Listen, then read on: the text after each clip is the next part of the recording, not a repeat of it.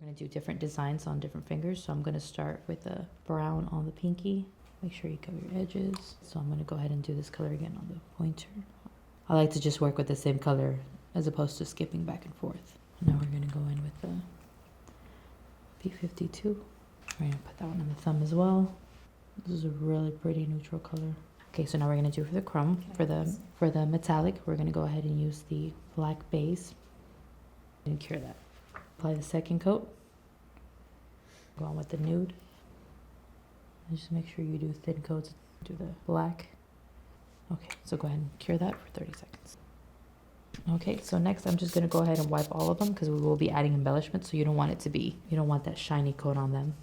So I like to use just resin. So I just apply some right in the center and then with the little wax stick. And it's okay to move it around a little bit because we're going to be sealing this all with the top coat.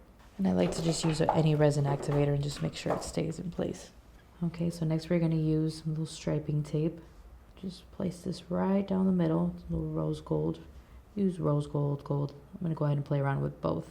I like to mix metals. And then with the striping tape, I like to always cut a little bit in just to make sure it doesn't peel. We're going to add a little bit of rhinestones at the base of it. Add some rose gold on the side, little rose gold stones. Now for this, I'm going to go ahead and spray it now just so it doesn't move around on me since it is a larger piece. And then I'm going to go ahead and work around that. So if you see your pieces are moving around too much, you can always just spray a little bit more in between just to make sure everything stays in place. And you can be free to do anything. I mean, all these is just playing around with the stones and finding where it fits. And as you're going, you're always going to find like, oh, this one fits here. You're just going to keep just going with the flow. Just add like a little detail right there. It's all about the details too. So you got 5 different designs, but they all mesh and they all go together. I'm gonna add a little bit of pyramid stone. Secure them all into place.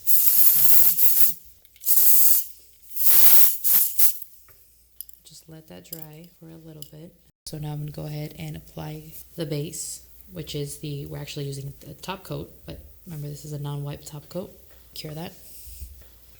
Okay, so now we're gonna go ahead and apply the metallic pigment. We're gonna use Immortal. So remember, you barely need to touch it. I'm not picking anything up, I'm literally just touching it. You can just rub back and forth, up and down with a little brush, just slightly wipe off. We're gonna go ahead and use the jelly top coat.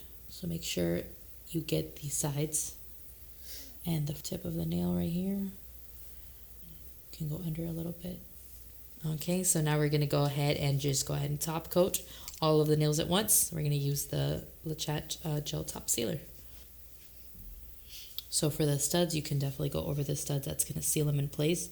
The rhinestones, try to go around them. That way you don't lose the shine or the cut from the stone. And then I'm going to put some top coat on the little charm that we used in the center. Cure that for 30 seconds. And wipe the metallic pigment. And this design, if you're going to do in a salon, I mean, this usually takes you anywhere from like 20 to 30 minutes. It's a nice add-on. It all depends on how much stones you use. So if you're going to do something a little bit more like this, but if you're going to do it as a whole, I would recommend maybe about like $20, $30. And then I like to just go over with a file and just, again, file all the little edges, any little bumps. Be very careful. You don't want to break the seal on any of them. It's just a very slight file where you're like just floating the file. Just going with the nail, just kind of getting any little thing that went over.